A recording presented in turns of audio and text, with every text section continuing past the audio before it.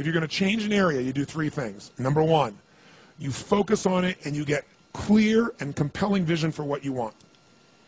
If your body's not where you want it to be, I tell you there's one simple reason. It's not your focus. No, I focus on it. I focus all the time on how fat I am. No. You see, if you focus on crashing into the pole, trying not to, the more you try not to, what you focus on, that's where the energy goes, that's where you go, right? We all know that. But what people tend to do is, I'm saying focusing on what you want, not what you don't want. And not only just focusing on what you want, where you focus and say, well, I'd like to be strong, I'd like to be energetic, I'd like to be fit. It's focusing and making it compelling. If your only reason you're focusing on it is like, well, I need to lose some weight because I feel fat, versus I want the energy to burn because with that I'll have more passion, more aliveness, I'll be able to impact my children. I'll be able to, I'll be able to take the business to another level. I'll be able to have fun when I'm stressed out and tired. I'll have creativity flowing through me. You can't just focus on it. You got to create a clear and compelling future in that area that will pull you towards it so you're not trying to push yourself. If there's an area you're not improving in, think of three pillars if you would. Pillar one is get focused and clear.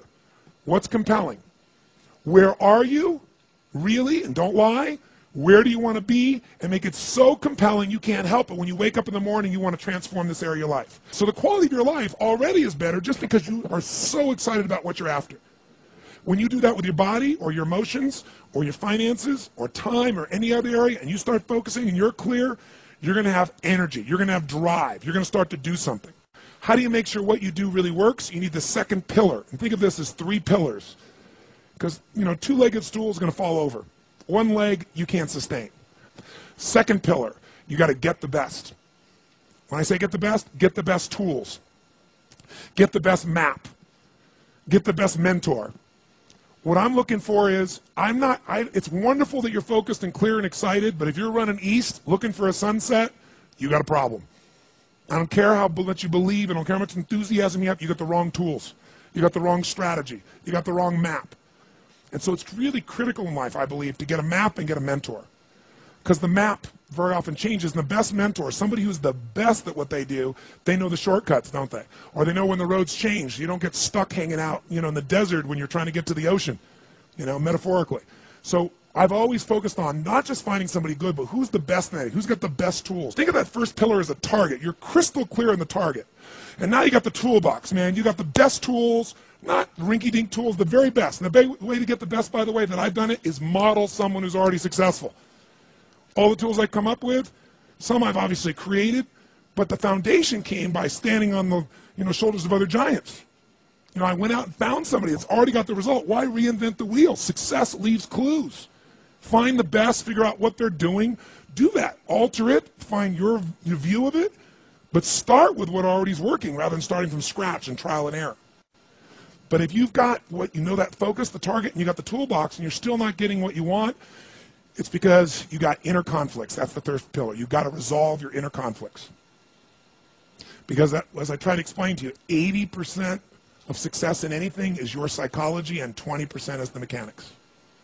So those inner conflicts are when you take 2 steps forward and you pull 3 steps back. Right? When you say, boy, I'm totally committed to this, but you don't follow through. This is my expertise, the why guy part. Why?